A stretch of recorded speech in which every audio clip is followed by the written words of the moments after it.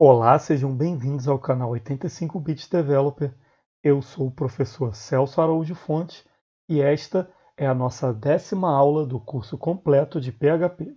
Bem, para que nossa aplicação comece a ter algum tipo de dinamismo que seja influenciado por interatividade com o nosso usuário, faz-se necessário que a gente possa utilizar de algum meio no nosso programa em que possamos ser capazes de receber dados do usuário utilizando algum tipo de dispositivo de entrada, como teclado, mouse, não importa. Então precisamos que nossa aplicação ela tenha suporte a literalmente capturar esses dados imputados pelo usuário. Pois bem, nesse caminho, o PHP traz duas maneiras para que o desenvolvedor seja capaz de receber dados externos oriundos de interatividade com o usuário.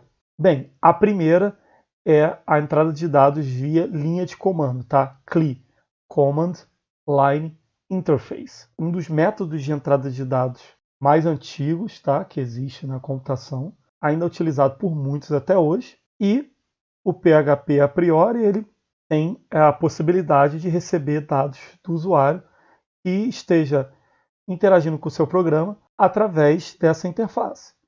Então vamos ver como é que funciona. Vamos criar um pequeno script em PHP, tá? Perguntando o nome do usuário. Qual é o seu nome? Tá? Vou colocar aqui interrogação.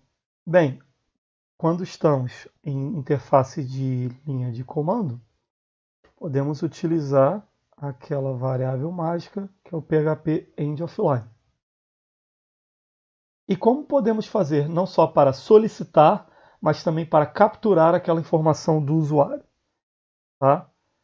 Primeiro vamos utilizar uma variável qualquer, essa aqui, $input, e usar a função chamada fgets, tá?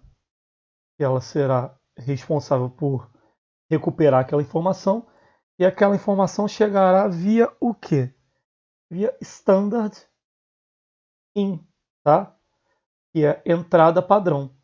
E neste contexto será no próprio command do DOS, beleza? Bem, capturada a informação do usuário, a gente vai simplesmente mostrar que a gente foi capaz de concatenar uma string, tá, com o que ele digitou. Seja bem-vindo ou bem-vinda, né? E o nome do usuário, beleza? Aqui. Vou salvar ele aqui na minha pastinha. Input.php. Bem, salvei ele na raiz, tá, do meu Apache, que eu estou usando o AMP, tá, desde a primeira aula, e fica na pasta www. Bem, eu quero acessar isso via interface de linha de comando. Então eu preciso utilizar algum subsídio do sistema operacional que me permita acessar nesse contexto. Vou utilizar o prompt de comando do próprio Windows, tá? cmd enter. Bem, primeiro passo que eu preciso fazer é ir até o local onde está meu programa, porque dessa vez não utilizaremos um serviço HTTP para acessar aquele nosso script. Então, no meu caso aqui, T164 www. Beleza. Posso utilizar o PHP diretamente, tá? Porque ele, com o AMP rodando, tá? Ele está acessível de qualquer lugar no contexto de linha de comando. Então, basta chamar o PHP e o nome do nosso programa. Input.php. Ele vai perguntar aqui qual é o seu nome. Vou aqui. Celso Fontes. Tá lá. Seja bem-vindo, Celso Fontes. Observem que quando a gente utilizou o fget, tá, passando stdin, ele ficou lá, ele fica piscando, ó, esperando com que o usuário digite alguma coisa e dê enter, tá? Que é o comando para sair daquela captura de linha de comando. Beleza? É claro que utilizando o PHP é muito mais notório que seja utilizado, tá, uma interface gráfica. Nesse contexto, a interface gráfica no próprio navegador. Então, para isso, utilizaremos o HTML e seu recurso de formulário. Vamos lá agora criar uma página web. Começamos aqui informando o doctype, para que o navegador saiba que é um HTML. A tag raiz, que é HTML. Cabeçalho, tá? Com o título. Meu formulário. Fechando as tags respectivas. Title e o cabeçalho. Tá? Pois bem, podemos aqui agora começar o corpo do nosso programa. Body. E bem aqui no corpo, o que nós faremos? Colocaremos um formulário. Tá? Ele começa com a tag form e informaremos através do atributo action quem receberá, tá, o conteúdo que será enviado, serializado desse formulário. Então vamos colocar aqui uma próxima página chamada cadastrar.php. Tá? Ela que vai receber o conteúdo desse formulário. Isso é, a própria submissão dele. Então aqui a gente coloca label, tá? Nome. Um recurso visual para o usuário, tá? Para ele poder saber do que aquela entrada de dados semanticamente o nosso programa espera. Então aqui eu vou colocar uma entrada, um input, tá? Só que agora no contexto de navegador. Então tem que dizer o tipo dele, ó. Input do tipo texto, tá? E aí eu preciso dar um nome para ele, para que quando chegar lá do outro lado, nesse cadastrar.php, ele tenha um indicador, um índice para eu saber a que campo aquele valor se refere. Então coloca aqui name, nome. Tá? A pessoa vai colocar aqui o campo nome. Essa tag ela se auto-fecha. Bem, vou colocar mais um campinho aqui. Label, e-mail. Então, coloco aqui, ó, label, mais um input, e esse input vai ser do tipo e-mail, tá? Que é do HTML5 e os navegadores eles já fazem até uma validação. Name, e-mail. A gente quer que chegue do outro lado com esse nome. Beleza. Tá? Bem, eu preciso de um recurso em que o usuário, após ter preenchido tudo, ele possa submeter aqueles dados, tá? Para que meu programa possa fazer algum processamento. Então aqui eu vou colocar um outro tipo de input, só que ele é do tipo submit. Ele vai criar lá um botãozinho. Value, tá? Que é o texto do botão, cadastrar. Beleza. Bem, posso encerrar o formulário.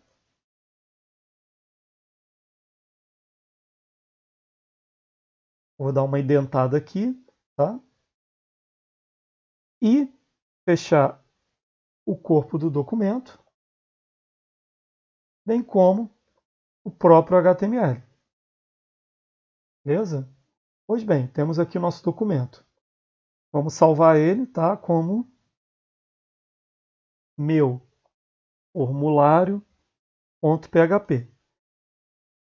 Precisaremos também criar o script que será responsável por receber esses valores. Então, poderia até ser essa própria página, mas faremos em scripts separados. Então, vamos criar aqui um novo e colocar o seguinte código. Vamos pedir para imprimir tudo o que chegou numa variável especial chamada request. Então, para a gente começar. E qual o nome? Era cadastrar.php, certo? Que é o action quando o usuário submeter. Vamos ver o resultado agora. Bem, abri aqui, ó, localhost meu formulário.php, está aqui o resultado daquelas tags no meu HTML. A label, o input, a label, o input submit. Tá? Bem, vou preencher aqui utilizando o teclado, colocando aqui Celso fonte e meu e-mail, celsowm@gmail.com. Vou clicar no cadastrar. O que vai acontecer? Ele vai enviar os dados para o cadastrar.php e poderão ser acessíveis, por exemplo, utilizando aquela variável mágica $_request. Bem, como esse processo acontece? Se nós voltarmos aqui para o meu formulário.php, tá? E no seu navegador de preferência, o Firefox, o Chrome, qualquer um que tiver o recurso em que você aperta a tecla F12, vá na aba Network ou Rede, marque para ver todos os tipos de submissões e requisições, e aí nós seremos capazes de ver o comportamento tanto de requisição como de submissão do navegador. Não só o método utilizado no protocolo, como o código de status dele, qual é a URL, tá? Qual foi a causa, qual tipo de arquivo que ele recebeu e até o tamanho, quanto tempo ele demorou. Tá? Isso aqui é uma ferramenta muito útil para o desenvolvedor. Pois bem, quando nós digitamos aqui meu formulário.php, o navegador, tá? Ele utilizou o método GET do HTTP com esse endereço e recebeu esse documento HTML. Tá? Aqui o processamento dele, utilizando os recursos visuais do navegador, foi fazer essas caixinhas de texto aqui com esses textos. Tá? Pois bem, quando nós submetemos a nossa informação, que é o Celso Fontes, esse e-mail, o que aconteceu? A página foi trocada e agora foi feito um GET em cadastrar.php, só que observem que a URL, tá, o endereço lá na barra de endereço, ele está modificado, ele tem alguns valores aqui diferentes. Por quê? Nós passamos os dados via método GET. E se nós observarmos aqui na aba do desenvolvedor, tá? Funciona no Firefox, no Chrome, não importa, nós podemos ver que existe uma informação aqui na aba Parents, onde eu sou capaz de ver um conjunto de dados chamado Query String, onde eu tenho chave, valor. Então tá aqui, ó, nome Celso mais fonte, e-mail celsowm@gmail.com. O que seria esse tipo de informação? Vamos lá. Bem, quando utilizamos o método GET, tá? O que acontece? É possível que, através da própria URL, tá, o desenvolvedor ele seja capaz de passar dados, informações. Então, o que aconteceu? O próprio formulário ele gerou aquela URL para a gente, porque como a gente não setou um método default para aquele formulário, o método default do HTML, segundo as definições da W3C, é o método GET. Tá? Então, como é que o método GET funciona? Você tem lá sua URL e normalmente termina com a extensão do arquivo. Então tá lá. Você tem todo o local, pode ter subdiretórios, tá? E a extensão. A partir do sinal de interrogação, que é o separador da URL na esquerda e a query string à direita, você tem esse padrão que é alguma chave, valor de igual, valor. Se tiver mais de uma, separa usando o quê? O e-comercial. Então, chave, valor, chave, valor. O que aconteceu aqui no nosso exemplo? Eu passei Celso fonte e celsowm@gmail. A chave que veio foi os names que a gente utilizou lá no nosso formulário. Basta dar uma olhadinha aqui, ó, tá aqui, ó. Name, nome, name, e-mail. Tá? Então eles viraram as chaves. E os valores? É o que o usuário digitou. Mas você pode perguntar, professor, e por que tem esse sinal de mais entre o seu nome e o seu sobrenome? Simples. Aqui precisa ser feito um recurso chamado escape, onde certos caracteres precisam ser trocados por outros, tá? para que esse contexto de URL, por exemplo, aqui, onde não podemos ter espaço, esse tipo de dado não pode ser perdido. Então o espaço foi trocado automaticamente por mais, e o arroba também é um caractere especial, foi trocado por 140. Tá? Então, esse aqui é o padrão do método get. Bem, como é que a gente recebe esses dados no PHP? O PHP tem algumas variáveis especiais, tá? Que são utilizadas para poder ler valores de entrada e alguns de modificação de dados. Então, quando nós utilizamos o método get, podemos acessar através do $_get ou do $_request. Ele serve tanto para o get quanto para o post. O que seriam o get e o post? Tá? O get e o post são partes de métodos do protocolo HTTP. Algo que seria semelhante a métodos de uma classe. Tá? Porém, vai muito além do get e do post. Isso fica de uma forma melhor quando nós até começamos a utilizar recursos como implementar um serviço REST. Tá? No serviço REST, nós utilizamos semanticamente os métodos do próprio HTTP, aonde o get, tá, que significa pegar, recuperar, nós utilizamos apenas quando precisa recuperar alguma informação. O post, que já é uma palavra muito utilizada até por quem não é de TI, tem esse propósito mesmo, que é você submeter, você enviar algum dado, tá? E tem outros métodos do REST também, como delete e o put. Mas nesse contexto aqui utilizaremos mais estes dois aqui. Então, se formos seguir semanticamente esse contexto formulário, o ideal seria trocar ele por um post. Então, como fazemos isso? Aqui no nosso formulário, voltando no código, nós colocamos mais um atributo na tag form, chamada method post. E observem como será o comportamento do navegador. Volte no seu documento web, no seu navegador, dê um F5 ou um Ctrl F5 para atualizar o código-fonte, tá? Preencha novamente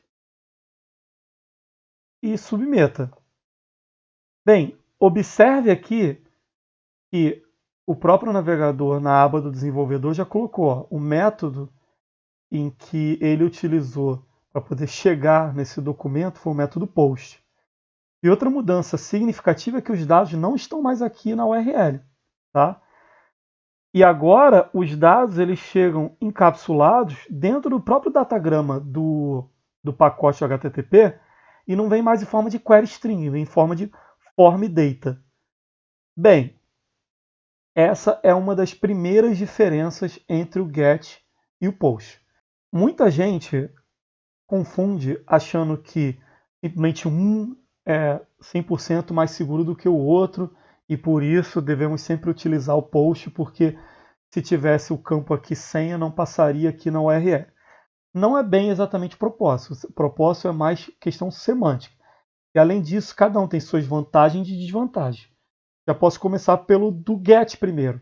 Com o do get, nós somos capazes, tá, de criar uma URL onde no meio da URL ela tem dados que podem ser modificados na própria URL dinamicamente acessados na aplicação. Então é muito comum o pessoal compartilhar aquelas URLs enormes no WhatsApp, qualquer rede social.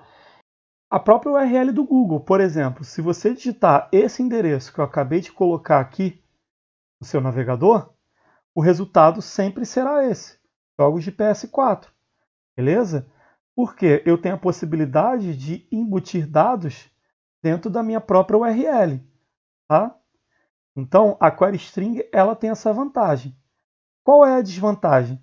A primeira é que qualquer dado fica visível aqui na URL. Então, por exemplo, uma senha não seria uma boa ideia, mas não significa que, simplesmente trocando por post, você consegue encobrir senha. Isso vai além de usar get ou post. Isso acaba criando necessidade de utilizar uma versão mais segura da HTTP, que é o HTTPS. Aí sim, a senha ela poderia passar de forma criptografada. Tá?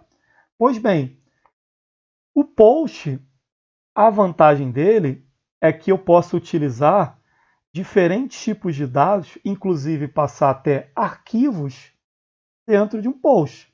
Dá para passar num GET? Dá, mas tem lá suas limitações. E o post, semanticamente, ele é melhor para quando nós queremos incluir um novo dado num sistema onde a gente vai ter sempre inclusão, quando a gente começar a utilizar recursos como, por exemplo, o CRUD. Pois bem, e como essa informação chega através do PHP e como podemos tratá-la? Bem, conforme eu havia falado, eu tenho a variável mágica $_request, que ela recebe conteúdo tanto via GET quanto via POST. Porém, eu posso utilizar de forma específica de acordo com o método que eu estiver utilizando, tá? Dependendo da lógica da minha aplicação. Então aqui, por exemplo, vardump $post. A gente voltar lá na página. E df5, observem que quando nós estamos utilizando post e damos um F5, um outro comportamento também é que, como esse post é encapsulado e não vem na URL, o navegador ele dá uma mensagem de alerta para o usuário, informando que caso ele esteja fazendo alguma compra e dando F5, isso poderia acarretar, tá, em repetir aquela compra. Então ele vai dar sempre essa mensagem aqui quando a gente estiver usando o $post, tá?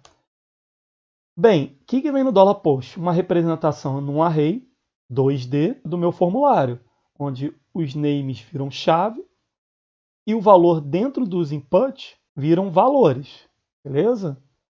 Pois bem, como eu acesso esses valores aqui? Da mesma forma de um array normal. Vou comentar o vardump, posso colocar aqui, ó, echo, seja bem-vindo,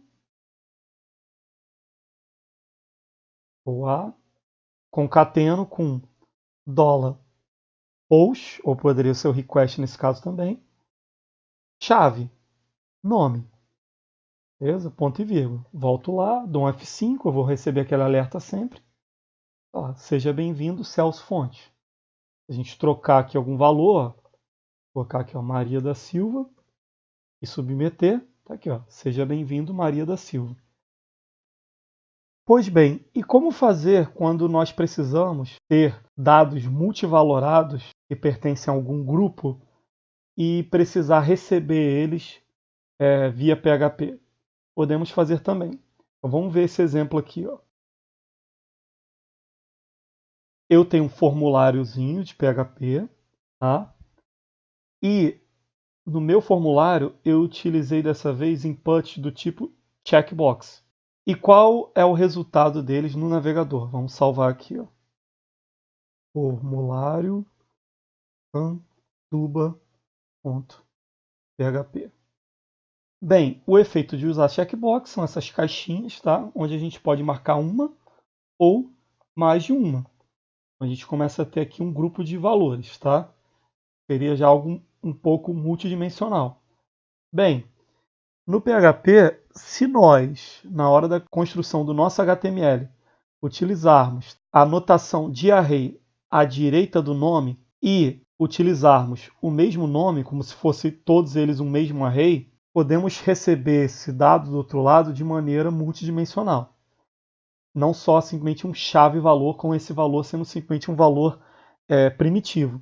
Tá? A gente começa agora a ter um array de arrays. Então vamos criar lá aquele sanduba.php e vamos colocar aqui no código, tá? Para a gente iterar, usando for each, a lista desses adicionais que a gente colocaria no nosso sanduíche. Então tá aqui, ó, as adicional. Beleza? Aqui, echo, $adicional. E salva como sanduba.php. Por que sanduba.php? Porque é o nome que está na action do nosso formulário. Então a gente volta lá, seleciona aqui os 3 e submete.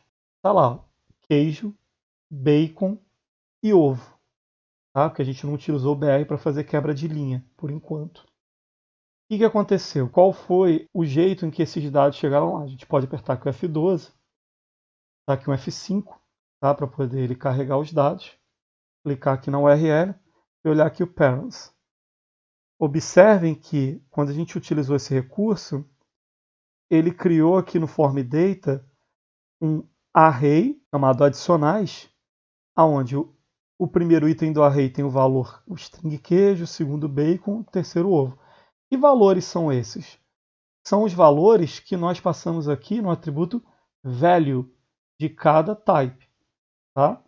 Então aqui poderia ser queijo, bacon, ovo, mas poderia ser 1, 2, 3 ou a chave de um banco de dados, por exemplo. Tá? Então aqui, como não é uma caixa de texto onde o usuário vai digitar, o que é influenciado é se ele marcou ou se ele não marcou. Não é à toa que, se nós voltarmos lá, deixarmos só marcado, por exemplo, ovo, só vai chegar ovo aqui. Tá? Continua sendo um array, só que agora tá, ó, só tem um valor dentro dele. Beleza?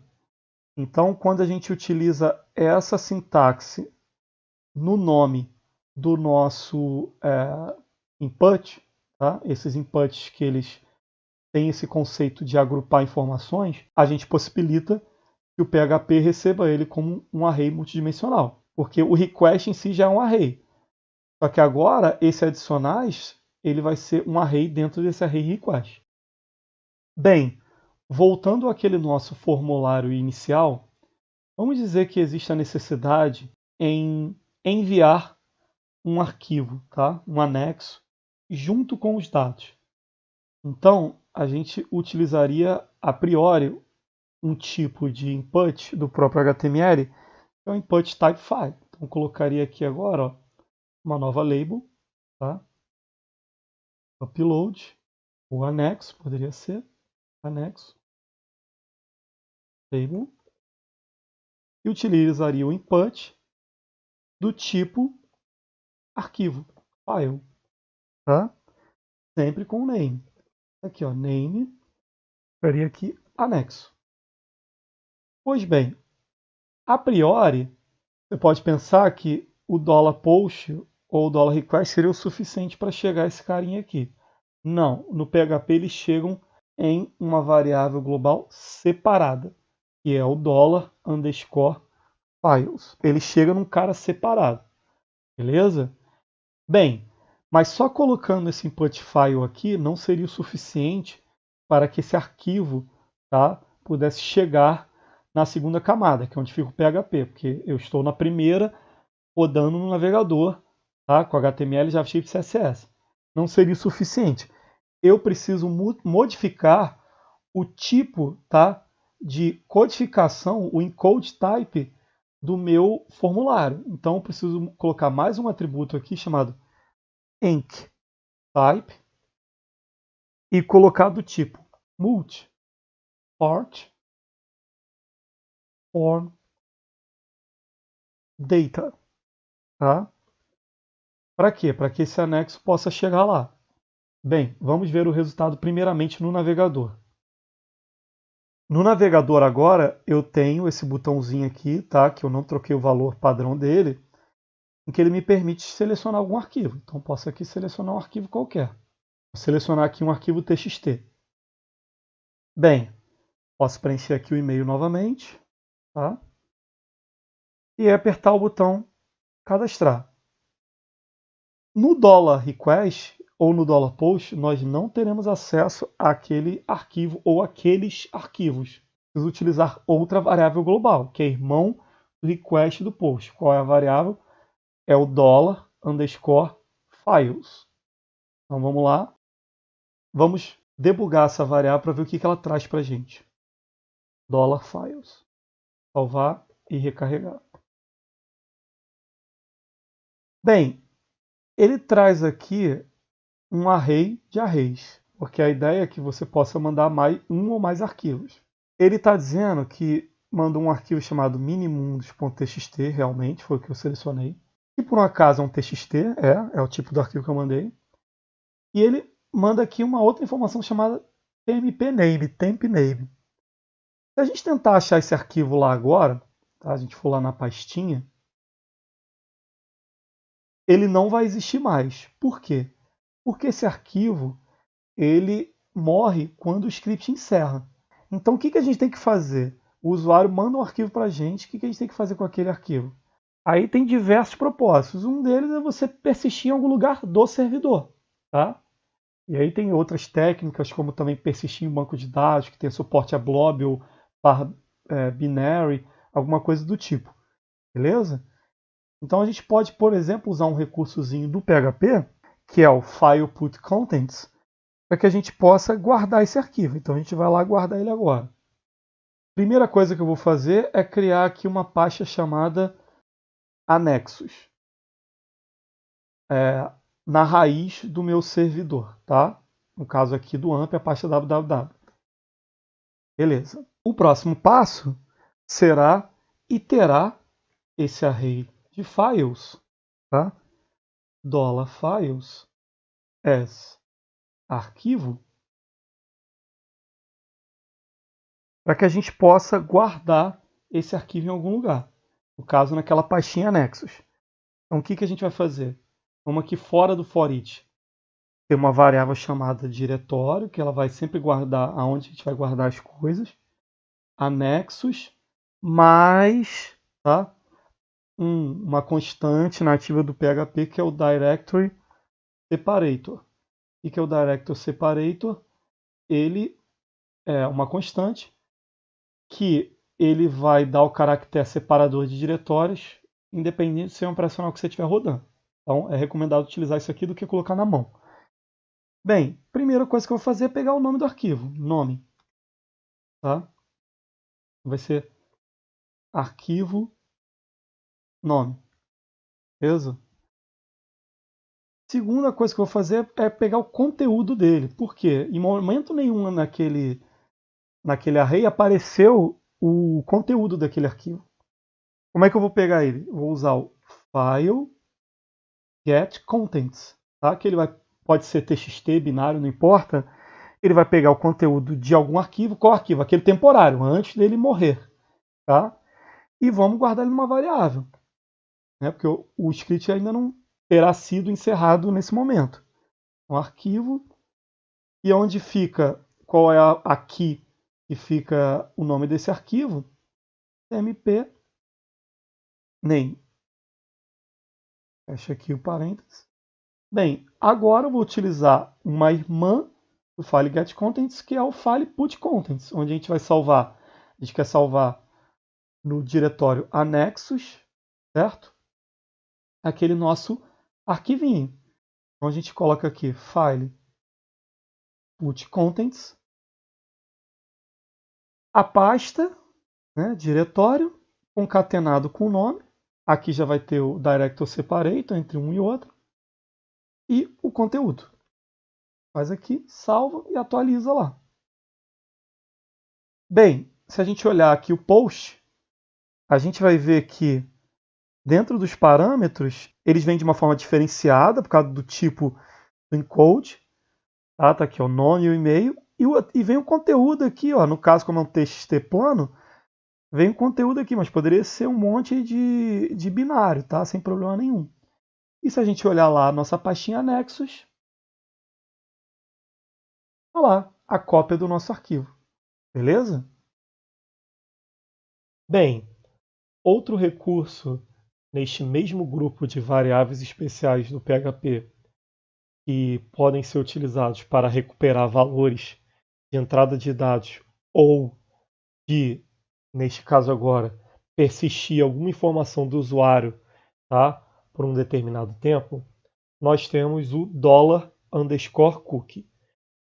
Seria um cookie. O cookie, tá, ele é uma pequena informação que a gente mantém ela persistida no lado do cliente, tá? E no caso do ambiente web, no navegador, cada navegador tem sua técnica para poder armazenar o cookie.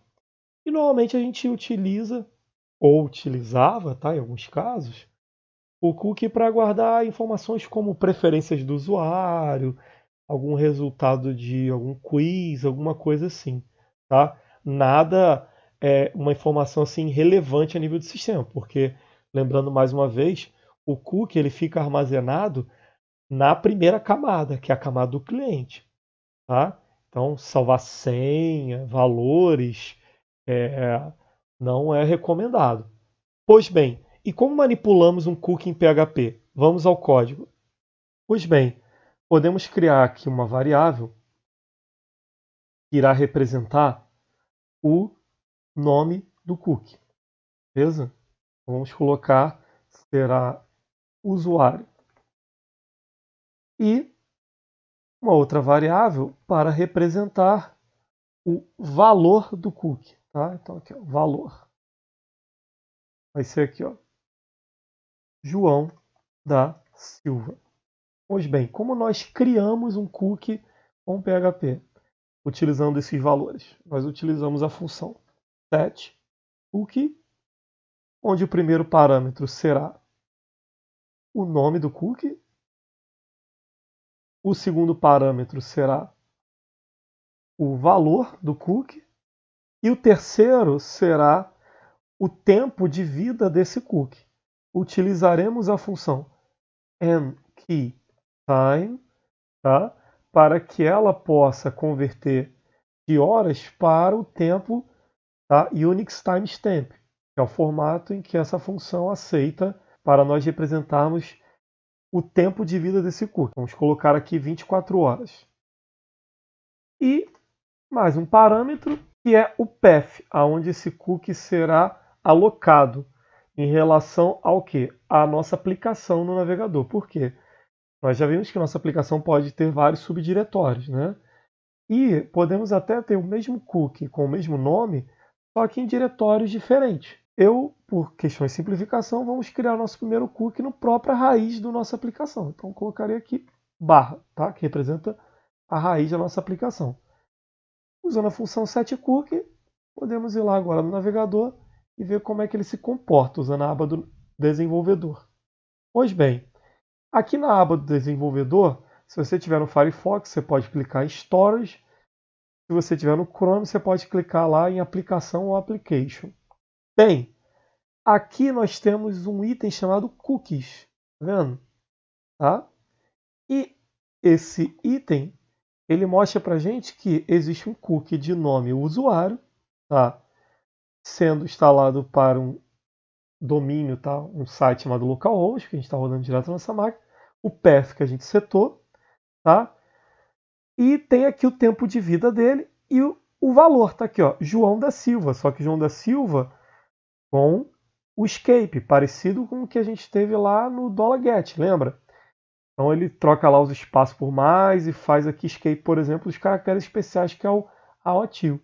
Observem que a data em que ele vai expirar é em relação, tá, não ao horário do servidor, mas em relação ao Greenwich Time, tá? Que é o horário zero do mundo. Beleza? Então tá aqui, ó. Ele vai expirar, tá? O nosso Greenwich do Brasil é Greenwich -3, tá? Esse aqui é o zero. Ele vai expirar à 00:38, tá? Do dia 16, no horário, tá? GMT 0. Beleza? Bem, e como é que a gente acessa os valores desse cookie? De maneira similar ao que a gente fez até agora com o $get e o $post. Então aqui, se a gente criar um programinha em PHP, podemos fazer o seguinte, ó.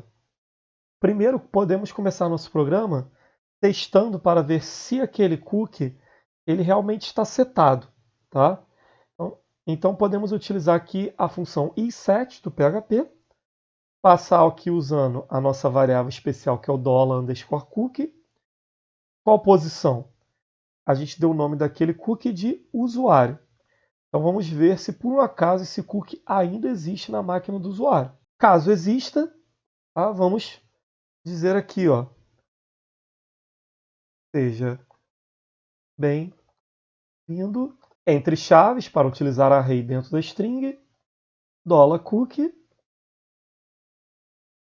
usuário, tá, para a gente recuperar o valor dele. Beleza? Pois bem, caso não esteja setado esse cookie, porque ele fica no lado do usuário, e essa é uma das desvantagens do cookie, né? A qualquer momento o usuário, ou ele pode simplesmente bloquear para cookies serem criados no navegador dele, por questões de privacidade ou qualquer coisa, e ele também pode apagar, como nós vamos apagar e vamos ver o efeito. E caso esse cookie não existir, vamos imprimir cookie sem valor. Agora é só salvar. Vamos salvar aqui como ler cookie.php. Vamos lá agora acessar. Está aqui, ó. Seja bem-vindo, João da Silva. E o cookie ainda está vivo, certo? O que acontece se a gente apagar aqui no próprio navegador do usuário? Eu clicar com o botão direito e pedir para apagar, ó. Deletar todos os cookies. É um F5. Qual o resultado? Ó, cookie sem valor. Tá? Por quê? Removemos o cookie da máquina do usuário. Bem, hoje em dia tá, existem outras alternativas também interessantes, como o próprio Local Storage. Tá até aqui, ó. Tá? Ele utiliza JavaScript e ele é uma boa alternativa para se manter esses dados de não tão grande relevância assim para o domínio da aplicação, tá? No lado do cliente.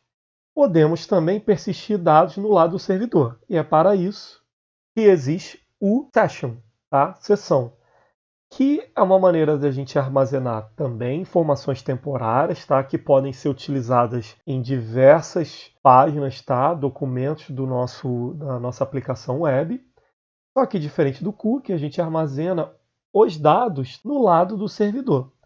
Apesar dessa informação estar sendo armazenada no lado do servidor, mesmo assim vai ser criado um pequeno cookie do lado do cliente para fazer um vínculo entre esse cliente e o servidor. Por quê? Cada cliente vai ter seus dados, mesmo sendo armazenado no servidor. Isso vai ser um para um com cada cliente. Então, uma primeira desvantagem da sessão é que, dependendo do número de clientes que você tiver, você pode começar a sobrecarregar o seu servidor utilizando sessões. Mas isso tudo pode ser muito bem gerenciado e tem que ser estudado na hora de criar um serviço avaliando a quantidade de usuários. Por outro lado, você pode agora começar a armazenar informações de maior relevância. Por quê? Porque o usuário não vai ter acesso. Isso vai ser armazenado na segunda camada, que é no lado do servidor. Beleza? Novamente, não é o propósito nem do cookie nem do session guardar grandes informações assim, porque para isso utilizaremos coisas mais elaboradas, como sistemas gerenciadores de banco de dados, que é a nossa terceira camada. Beleza? Vamos ver como criar e acessar uma session. Pois bem, aqui no meu PHP eu posso usar minha sessão de boa sempre começando com uma função chamada session start, tá? Sempre quando eu precisar acessar ou modificar a sessão. Então eu vou colocar aqui que eu quero guardar no $_session uma sessão que vai ter o valor chamado cidade com o valor, tá? Uma string, Rio de Janeiro. Beleza? Pois bem, só com isso aqui eu já consigo criar a variável na sessão. Salvar aqui o nosso código, minha sessão.php. Observem aqui que na área de cookies eu tenho aqui um novo cookie com esse nome específico do PHP, ó, PHP Session ID, onde ele tem uma chave que serve para eu vincular com esse dado que está sendo gravado lá no meu servidor, que por um acaso é aqui na minha própria máquina. Mas, diferente do cookie, eu não consigo ter acesso aqui, ó, a cidade Rio de Janeiro. Isso é, eu não sei o que está gravado lá no servidor, os valores dessa sessão. E lembrando, isso é individual, usuário por usuário. Então, por exemplo, vamos tentar aqui agora ler esses valores da sessão. Criando aqui meu programinha PHP, uso o session start novamente, e dessa vez eu vou fazer o seguinte, vou pedir simplesmente para imprimir. Echo $session cidade. Vamos ver lá no navegador, ler session.php. Está aqui, ó, Rio de Janeiro. Por quê? Eu tenho aqui esse cookie vinculado ao meu usuário. Se eu destruir esse cookie agora, o servidor ele vai pedir novamente essa informação para o navegador vai dizer que não tem mais e ele vai destruir a sessão. Então esse dado vai ser descartado. E esse dado ele está vinculado só com esse navegador. Não é à toa que se eu abrir em outro navegador, vou abrir aqui o Edge, por exemplo, esse índice nem existe na sessão. Por isso nós utilizamos aquele i7 naquele caso do cookie. E aqui seria salutar utilizar ele também, tá? Para sempre testar se aquela variável está na seção ou não. Então, se nós formos agora corrigir nosso código, colocaremos um if, i7 underscore session, posição cidade, vai imprimir a cidade do usuário. Beleza? Caso ele não tenha, vamos colocar aqui cidade não definida. Beleza? Então tá aqui, ó. Agora no Edge, ó, cidade não definida. Enquanto no Firefox, eu ainda tenho lá Rio de Janeiro. Por quê? Ficou vinculado só nesse navegador. Mas se eu destruir o cookie, o servidor vai requisitar aquele cookie de vínculo, apesar dele guardar a informação. O cookie não existe mais, então ele descarta aquele dado lá no lado do servidor e o resultado fica sendo semelhante ao do Edge. Perceberam? O Session é um recurso muito utilizado, principalmente para você gravar se um usuário está autenticado ou não, tá?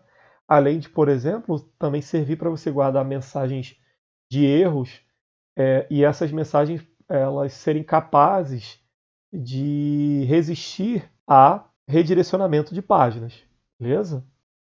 Pois bem, na próxima aula usaremos uma técnica onde poderemos enviar e receber dados do servidor de forma assíncrona, utilizando não só Ajax, como utilizando também o mais moderno que é o FET. Espero que tenham gostado da aula. Um abraço, fiquem até a próxima.